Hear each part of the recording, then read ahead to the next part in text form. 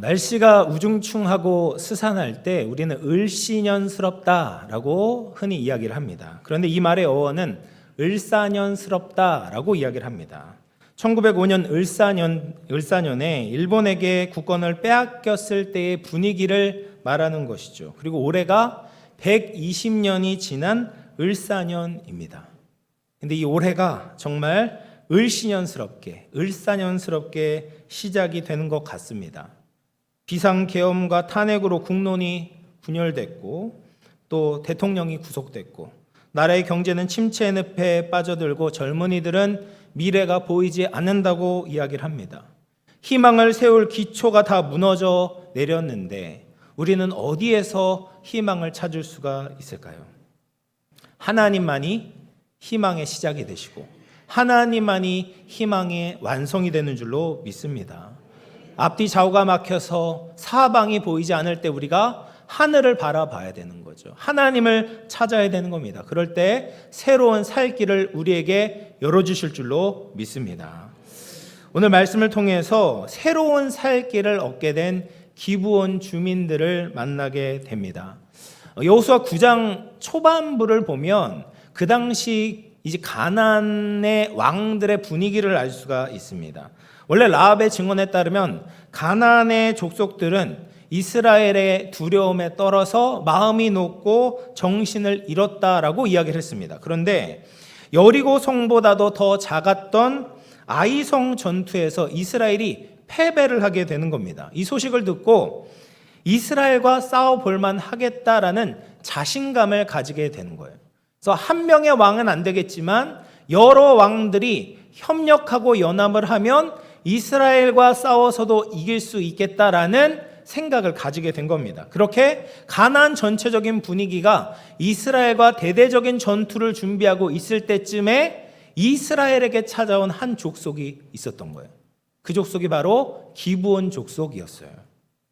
이 기브온 족속은 가나안 히위 족속에 속하는 사람들이었는데 이들의 규모를 여호수아 10장 2절 말씀에서 확인할 수가 있습니다. 10장 2절 같이 읽어볼게요. 시작. 기브온은 왕도와 같은 큰 성임이요 아이보다 크고 그 사람들은 다 강함이라.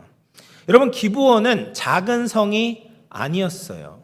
큰 성이었습니다. 아이 성보다 컸다라고 이야기를 하죠. 그리고 왕도와 같았다라고 이야기를 하잖아요. 그러니까 왕이 다스릴 만한 큰 성이었어요. 그런데 왕은 없었어요. 그러니까 그렇게 규모가 있고 방어력도 갖추고 있었고 그리고 기브온 주민들은 약한 주민들이 아니라 다 강하다라고 이야기를 합니다. 그런데 이들이 하나님께서 여리고와 아이에게 행한 일을 듣고 이스라엘과 평화 조약을 맺기로 결심을 한 겁니다. 그리고 그냥 되지 않을 것 같아서 꾀를 내는데요. 자신들이 가나안에 살지 않고 멀리서부터 왔다는 것을 이제 보여주기 위해서 행색을 꾸미는 거예요. 그래서 일부러 해진 가방과 찢겨져서 기운 포도주 부대를 이제 나귀에 싣고 발에는 기운 신을 신고 낡은 옷을 입고 곰팡이가 핀 빵을 준비를 해서 여호수아와 이스라엘이 있는 길갈 진영으로 찾아가는 거예요. 그리고 자신들이 먼 나라에서부터 왔으니 우리가 함께 평화 조약을 맺읍시다라고 이야기를 꺼내는 겁니다. 그런데 이스라엘 백성들이 이들을 보니까 한눈에 보기에도 이 사람들은 가나안 족속처럼 보이는 겁니다. 그래서 가나안 족속은 우리들이 점령해야 되는 대상이니까 우리가 조약을 맺을 수 없다라고 거절을 했어요. 그런데 기브온 주민들은 거기에서 물러나는 것이 아니라 여호수아를 향하여서 우리는 당신의 종들입니다라고 이야기를 합니다. 여러분 이것이 그들의 마음을 알려주는 거죠. 이들은 종과 같이 낮은 자세로 여호수아에게 하나님께 은혜를 바라고 찾아온 것입니다. 그리고 9장 9절 말씀을 보면 이들이 이렇게 이야기를 합니다. 그들이 여호수아에게 대답하되 종들은 당신의 하나님 여호와의 이름으로 말미암아 심히 먼 나라에서 왔사오니 이는 우리가 그의 소문과 그가 애굽에서 행하신 모든 일을 들으며 하나님의 이름의 명성을 듣고 멀리서부터 왔다라고 이야기를 하죠. 사실 이것은 거짓말이죠. 장소적으로 보면 너무 가까운 지역에서 살고 있었습니다. 그러나 신앙적으로 보면 맞는 말이기도 합니다. 이들은 하나님 곁에 있던 사람들이 아니죠. 하나님 편에 있지 않았습니다. 하나님 반대편에서 하나님의 뜻을 거스르며 살아왔습니다. 그렇기 때문에 헤렘의 대상이었고 진멸과 심판의 대상이 되었던 겁니다. 그런데 하나님의 이름으로 행하신 그 일들을 듣고 지금 하나님을 찾아온 거예요. 여러분, 하나님을 찾아오는 것은 인간의 운명을 바꾸는 굉장히 중대한 선택입니다. 우리가 원래 어떤 자들입니까? 가나안 원주민들과 같이 하나님을 알지 못한 자들이었잖아요. 하나님과 상관이 없는 사람들이었습니다. 그런데 우리에게 소식이 들려오는 거예요. 가족을 통해서, 친구를 통해서, 혹은 방송을 통해서 하나님의 일하심을 듣게 됩니다. 하나님의 이름으로 생명의 역사가 일어난다는 것을 알게 되었습니다. 그래서 하나님 반대편이 아니라 하나님 편에 서면 어떨까라는 마음을 가지고 주님을 찾아오게 되면 그 인생은 변화되기 시작하는 거죠. 심판의 대상이 아니라 축복의 대상이 되는 것입니다. 반면 하나님의 역사하심을 들었음에도 불구하고 다른 가나안의 왕들과 같이 하나님을 여전히 반대하고 대적하기를 멈추지 않는다면 축복의 기회를 놓칠 수밖에 없는 것입니다. 바라기로는 여기에서 함께 예배하는 우리 모든 성도들이 기브온 주민들과 같이 하나님 편을 선택할 수 있기를 주의 이름으로 축원을 드리겠습니다. 그런데 그렇게 기브온이 찾아와도 하나님이 거절하시면 어쩔 수가 없는데 하나님은 하나님 편이 되기를 원하는 그들을 외면하지 않으시는 거예요. 그래서 여호수아 9장 15절 같이 읽어보겠습니다. 시작.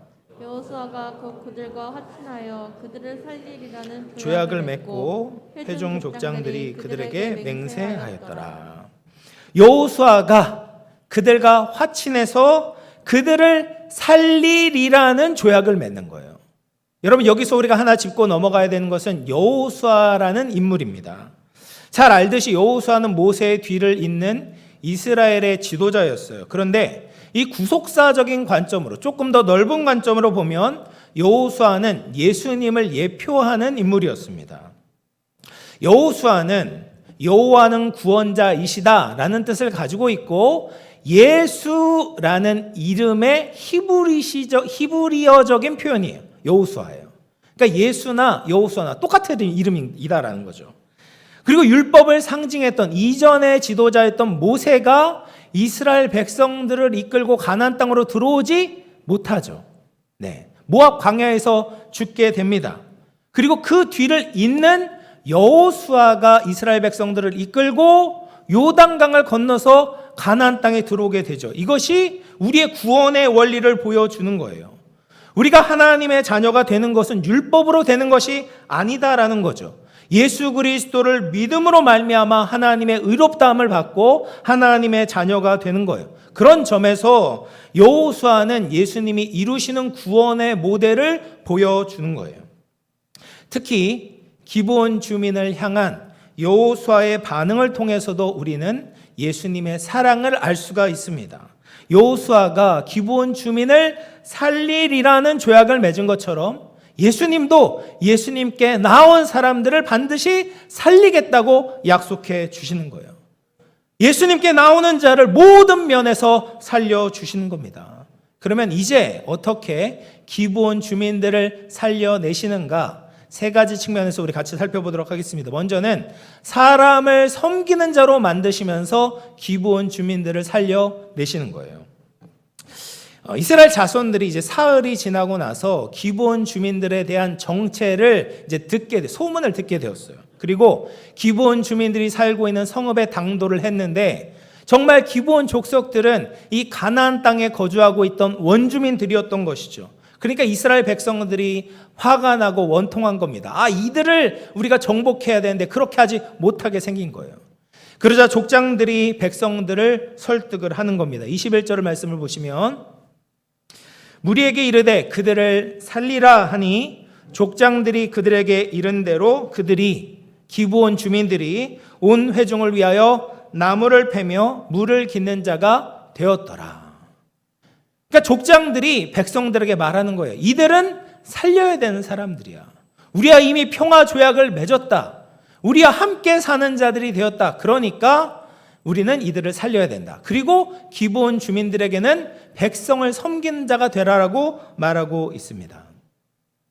여러분, 이스라엘 백성들이 기브온 주민들을 볼 때 여러 가지 면에서 이질감을 느꼈을 겁니다. 외모적으로도 달랐고 그들이 받았던 교육도 달랐고요. 이스라엘 백성들이 함께 겪었던 그런 수많은 추억도 함께 공유하지 못했습니다. 근데 그런 낯선 사람들이 우리에게 가까이 찾아오게 되면 우리는 본능적으로 그들과 거리감을 유지하고 싶어져요. 경계를 하고 싶어집니다. 새로운 사람이 나에게 이익을 빼앗아 가지는 않을까, 해를 끼치지는 않을까 염려가 되는 것이죠. 미국 텍사스의 어느 마을 교회에서 이제 주차장 공사를 하는 도중에 유전이 터졌다고 합니다. 그래서 모든 교인들이 기뻐하는 거예요. 하나님께서 우리 교회에 축복을 내려주셨구나. 행복해하면서 바로 공동의회를 열어서 3가지를 결의하는 겁니다. 첫 번째, 계속 유전을 퍼내도록 한다. 두 번째, 석유를 모든 교인이 똑같이 나눠 갖기로 한다. 세 번째, 오늘부터 더 이상 세신자를 받지 않는다. 여러분, 이런 모습은 하나님이 기뻐하시는 모습이 아니죠. 문을 닫아놓고 자신의 기득권 때문에 다른 이들을 환대하지 못하는 것은 하나님 나라의 모습이 아닙니다. 예수님을 믿음으로 성도가 되고 교회가 될 때 우리는 다른 사람들에게 마음을 열고 섬김을 실천해야만 하는 것입니다. 그러니까 기브온 주민들에게 말씀하셨던 다른 사람들을 섬기라는 명령은 기브온 주민들만을 위한 것이 아니라 사랑하는 하나님의 나라에 속한 모든 성도들을 향한 하나님의 뜻인 거죠.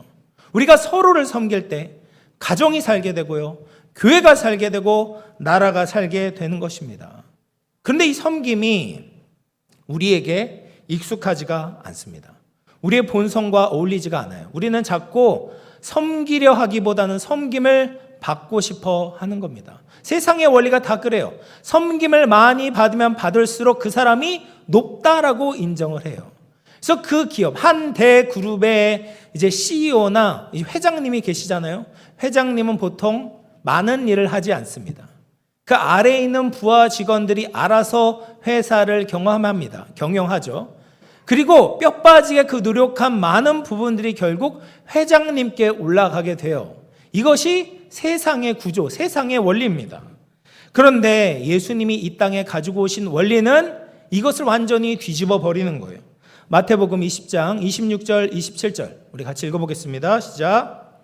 너희 중에는 그렇지 않아야 하나니 너희 중에 누구든지 크고자 하는 자는 너희를 섬기는 자가 되고 너희 중에 누구든지 으뜸이 되고자 하는 자는 너희의 종이 되어야 하리라. 크고자 하면 섬겨야 되고 으뜸이 되고자 하면 종이 되어야 된다라는 거예요. 이것이 하나님 나라의 원리입니다. 하나님의 관점에서는 더 낮아지고 섬기는 자가 큰 자고 으뜸이 된다라고 말씀하세요. 이것을 몸소 보여주신 분이 예수님이십니다. 예수님은 자신의 온몸을 다 우리에게 내어주시면서 우리를 섬겨주셨어요.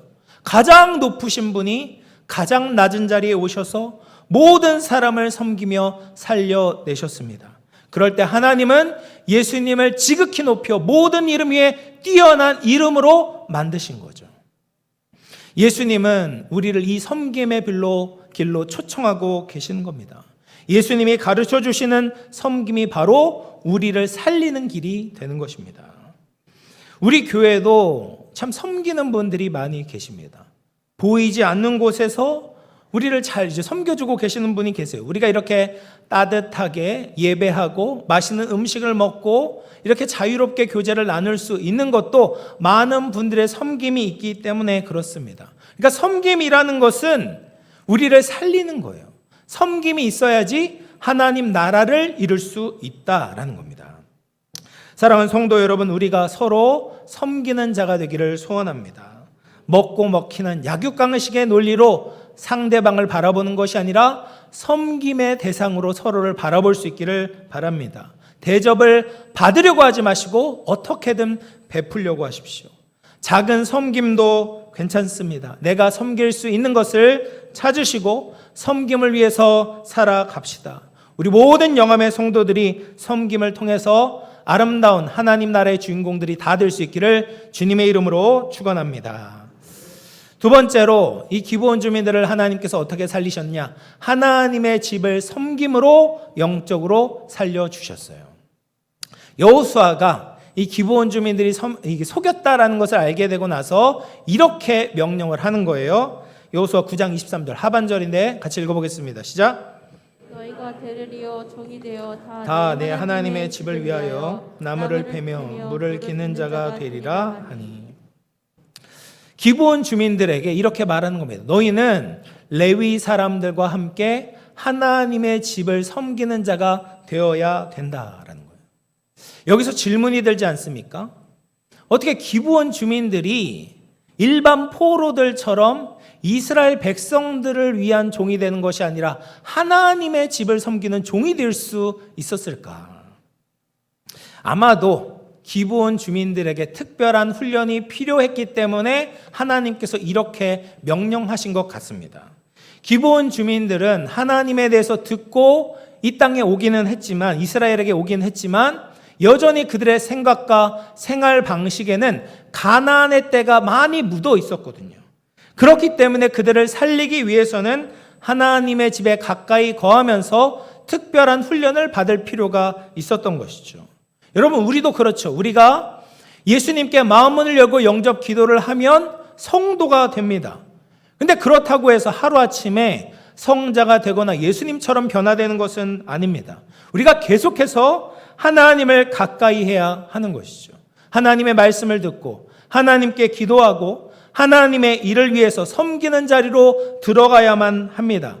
그렇게 가난화되어 있었던 우리의 눈과 귀를 다 씻어내야 되는 거죠. 그것이 우리를 살리는 길입니다. 하나님을 향한 우리의 믿음이 성숙해지고 더 견고해질 수 있는 것이죠. 이런 여호수아의 명령을 받고 이 기브온 주민들이 어떻게 반응을 했는가? 9장 25절 말씀 보시면 같이 읽어보겠습니다. 시작. 보소서, 이제 우리가 당신의 손에 있으니 당신의 의향에 좋고 옳은 대로 우리에게 행하소서 한지라. 기브온 주민들이 뭐라고 이야기합니까? 기꺼이 당신의 손에, 하나님의 손에 우리를 맡기겠습니다라고 이야기를 하는 거예요. 자신이 변화되기 위한 훈련의 모든 과정, 나를 바꾸기 위한 모든 과정을 하나님께 맡긴다라는 말입니다. 그들이 하나님께 그들의 삶을 맡길 때 변화가 이루어지게 되는 것이죠. 하나님을 가까이 할 때 복을 얻게 되는 것입니다. 시편 84편 10절 말씀 우리 같이 읽어보겠습니다. 시작. 주의 궁정에서의 한날이 다른 곳에서의 첫날보다 나은즉 악인의 장막에 사는 것보다 내 하나님 성전에 문지기로 있는 것이 좋사오니. 여러분, 고라자손의 시인데요, 뭐라고 고백합니까? 주님의 임재가 가득한 하나님의 집에서 머무는 하루가 다른 곳에서 여러 즐거움과 쾌락을 누리는 여러 날보다도 낫다라고 이야기를 합니다. 악인의 장막에서 편하게 먹고 마시고 쉬는 것보다도 차라리 하나님의 성전 문지기로 걸터 앉는 것이 더 낫다고 고백하는 거예요. 왜 그렇습니까? 이제 11절과 12절 말씀에 그 이유가 나오는데요. 11절, 12절. 여호와 하나님은 해요 방패이시라.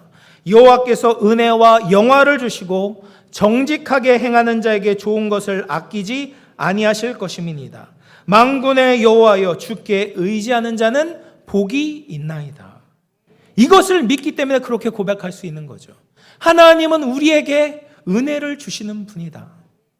하나님께 정직하게 나아가는 자에게 가장 좋은 것을 주시는 분이다. 하나님께 나아가는 자에게 하나님은 복을 주시는 분이다라는 것을 믿기 때문에 하나님의 성전 문지기로 있는 것이 더 좋다고 고백할 수 있는 것입니다. 여러분, 기브온 주민들이 하나님의 집을 섬기도록 붙들어 매는 것은 가장 복된 일이었어요. 과거의 모든 죄악의 굴레에서 벗어나 온전하게 하나님만을 섬기고 축복을 받는 길이었다라는 거예요.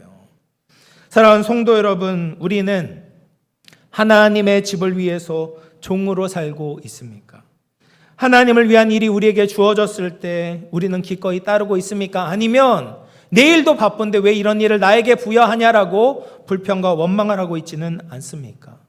하나님을 가까이 섬기는 것이 축복이고 우리를 살리는 길입니다. 하나님의 집의 종이 되지 않으면 우리는 금세 쾌락의 종이 되고 욕망과 야망의 종이 되고 허황된 세상의 종으로 살아갈 수밖에 없습니다. 그것은 구원받은 성도들이 축복을 얻지 못하게 가로막고 제대로 사는 것이 아니라 하나님을 향해 거의 죽은 것과 같은 삶을 살아갈 수밖에 없는 것이죠. 그러므로 우리는 하나님을 섬기며 살 수 있기를 바랍니다. 하나님의 집을 섬기는 일이 주어졌을 때 기쁨과 자원하는 마음으로 감당하시기를 바랍니다. 그것이 우리를 살리는 것이고 우리의 성품과 우리의 삶의 모습이 예수님을 닮아가는 축복의 길인 줄로 믿으시기를 축원합니다. 세 번째로 이제 기본 주민을 하나님이 어떻게 살리셨는가? 다른 대적들에게서 보호하시면서 살려내셨다라는 거예요. 여호수아 10장에 가면 기브온 주민들이 이스라엘과 화친했다는 소식이 이제 가나안의 남부 왕들에게 들려지게 된 거예요. 그래서 남부 왕의 5왕이 연합해서 기브온을 공격하기로 하는 거예요. 그 핵심 인물이 누구였냐면 예루살렘의 왕 아도니 세덱이었습니다. 아도니 세덱의 뜻은 의의 주인이라는 말이에요.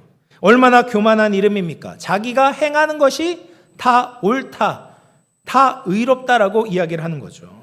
이것은 하나님을 거부하는 사람들이 보이는 특징입니다. 나는 괜찮다, 난 잘 살고 있다라고 착각을 하는 거예요.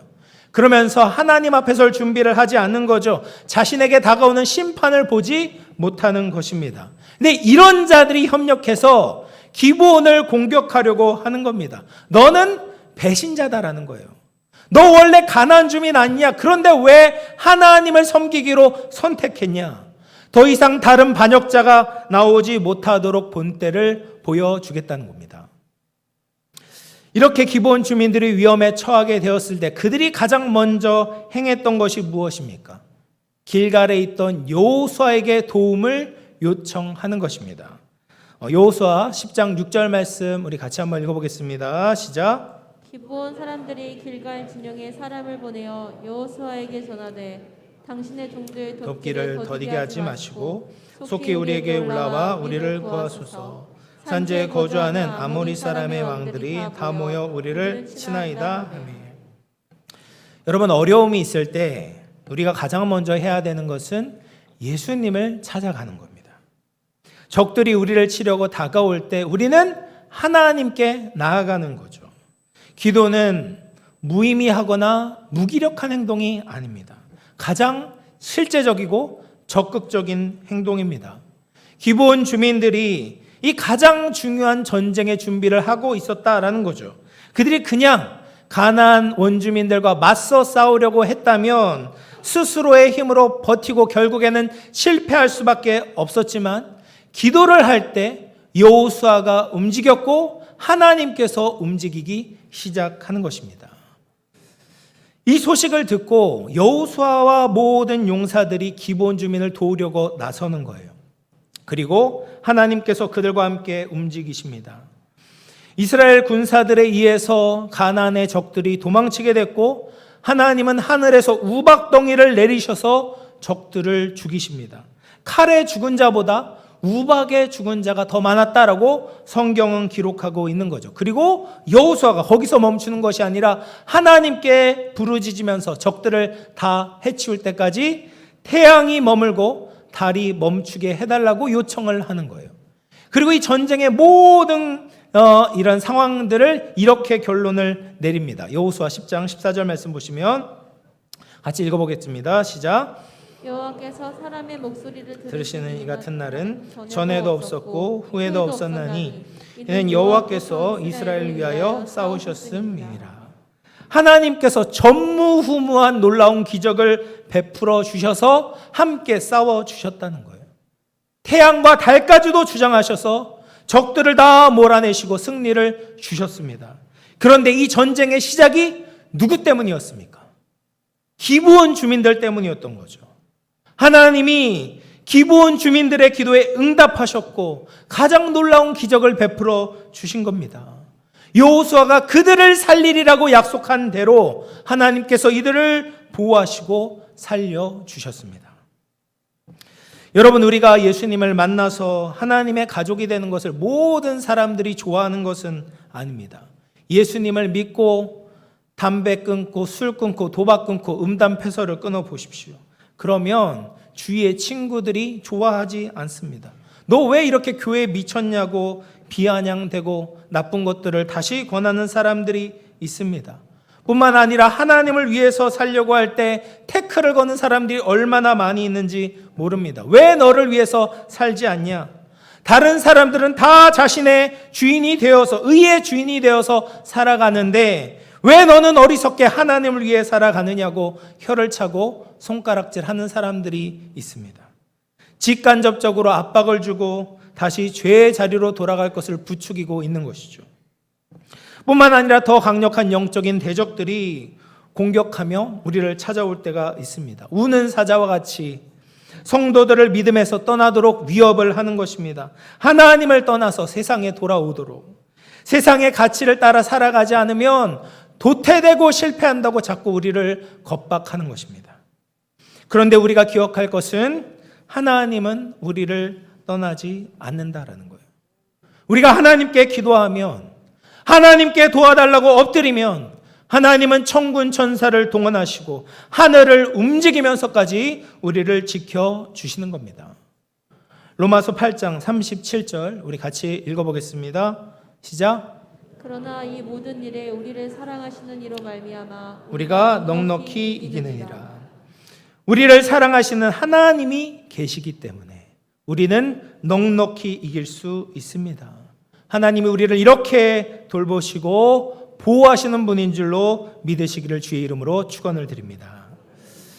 기브온 주민들을 보면요, 과거에 정직하지 못한 방식으로 여호수아를 찾아왔습니다. 이것은 다른 사람들을 속여도 된다는 말이 아니죠. 이들은 원래 다른 가나안 주민들과 별반 다를 것이 없었다는 거예요.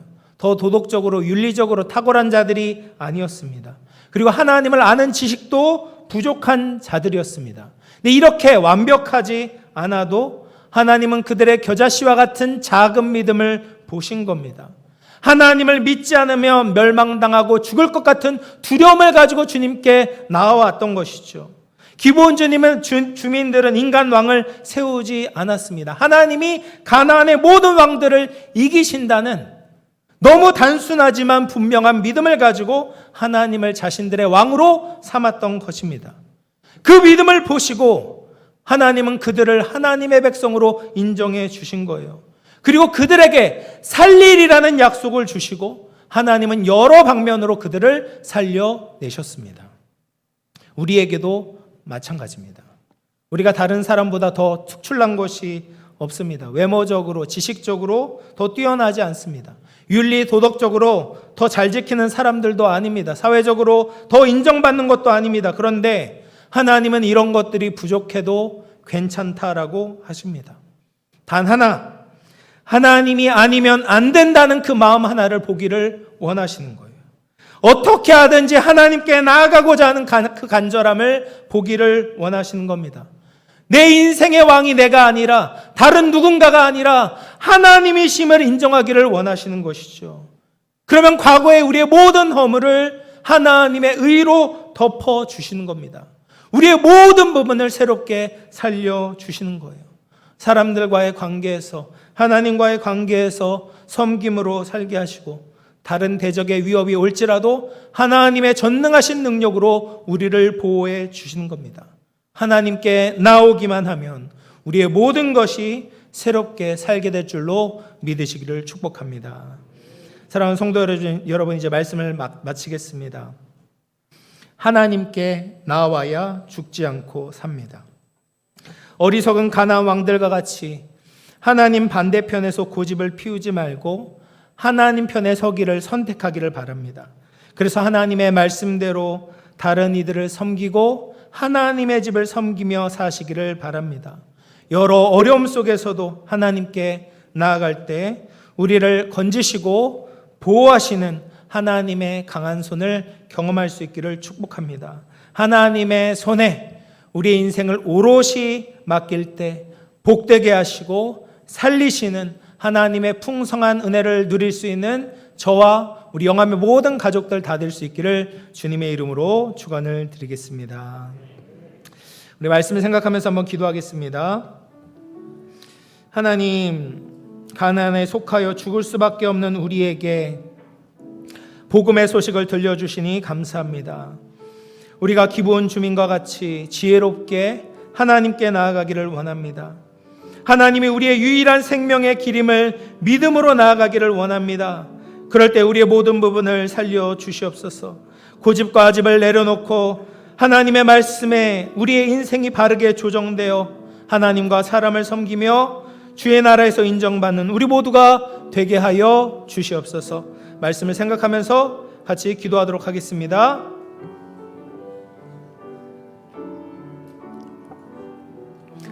하나님 아버지,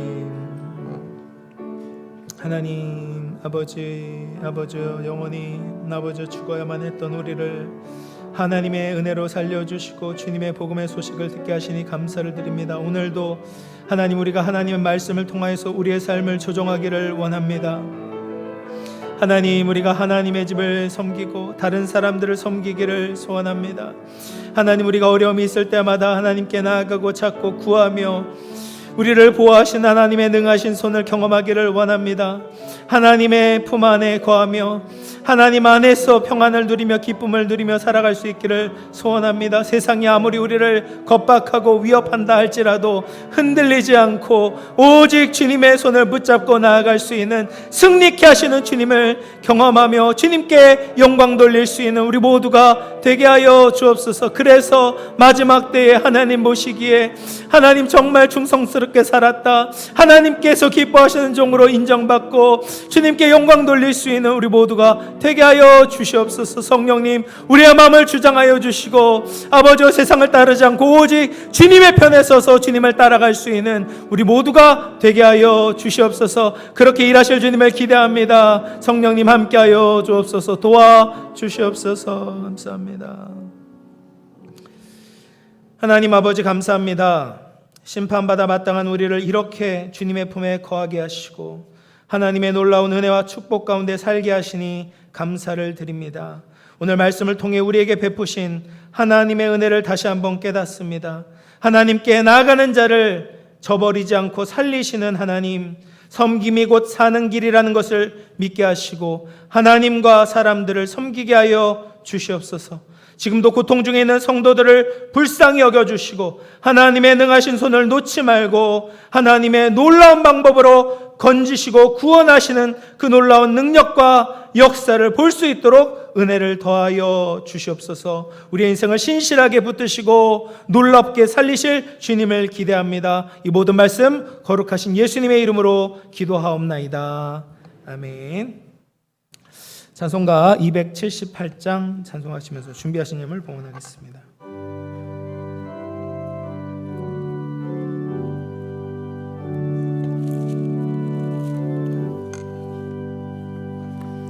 여러 해 동안 줬더라 세상 연락을 즐기고 저 흉악한 죄에 빠져서 죄를 잊었네. 오 사랑의 예수님, 내 맘을 곤영이라 곧 들어 나와 함께하며 내 생명이 되소서.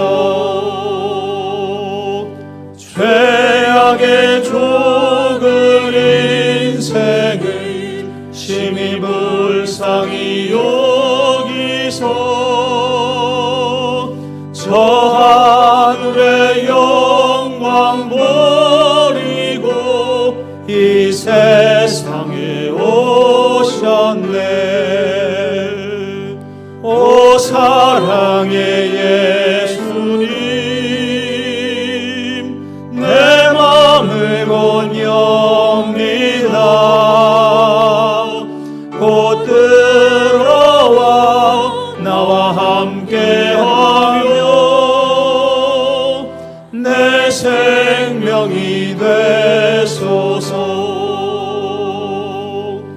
공포를 입은 구주님 가시며 율관 쓰시고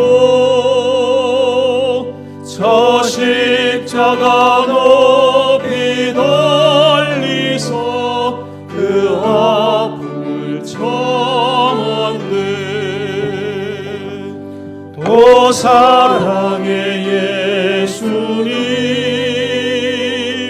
내 맘을 권유합니다.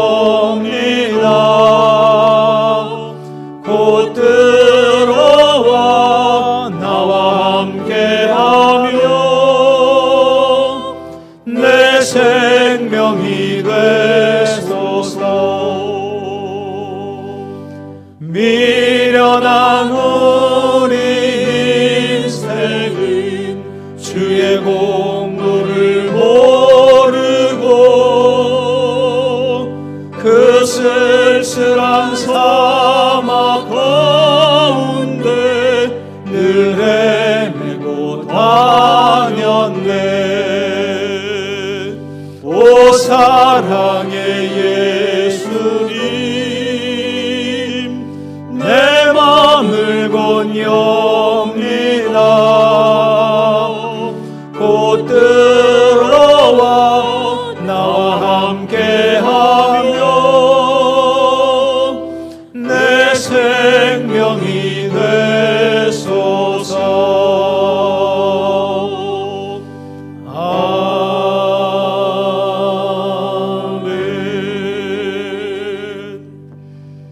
은혜와 사랑이 풍성하신 하나님 아버지, 하나님께 우리의 삶을 맡기는 것이 얼마나 큰 축복인지 다시금 주의 말씀을 통해 깨닫게 하시니 감사를 드립니다. 우리의 과거와 상관없이 작은 믿음을 보시고 주의 의로 정결케 하시고 생명과 크신 은혜를 베푸심을 기억하며 날마다 주님께 가까이 나아가는 우리 모두가 되게 하여 주시옵소서. 오늘도 받은 은혜 감사하여 하나님 앞에 감사헌금을, 11조헌금을, 해외 선교헌금을, 장학헌금을 여러 가지 모양으로 봉헌하여 드립니다. 정성껏 드린 손길을 기억하시사 하늘의 신령한 은혜와 땅의 기름진 복으로 채워 주시옵소서. 마음의 질병, 육신의 질병으로 고통받는 환우들에게 찾아가 주시고 주의 전능하신 능력으로 치유하여 주옵소서.